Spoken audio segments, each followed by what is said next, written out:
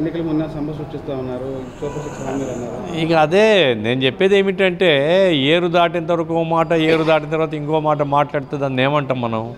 ఇప్పుడు ఆయన super six నా ప్రత్యేకత అన్నాడు, ఇప్పుడు డబ్బులు ఏమంటున్నాడు. అమరావతికి ఏమో 69,000 కోట్లు టెండర్ పిలుస్తా అంటాడు, పోలవరంకి ఎన్ని లక్షల కోట్లైనా పెడతా అంటాడు. మరి సూపర్ సిక్స్ నువ్వు వాగ్దానం చేసింది కదా, జనమేమో అడగలే, నువ్వే వాగ్దానం చేసినావు, నువ్వే అమలు చేయాలా? మరి నేను అమలు చేయలేను అంటే 5 సంవత్సరాల తర్వాత ప్రజలు దారి చూపిస్తారు, ఎవరికైనా అంతే కదా.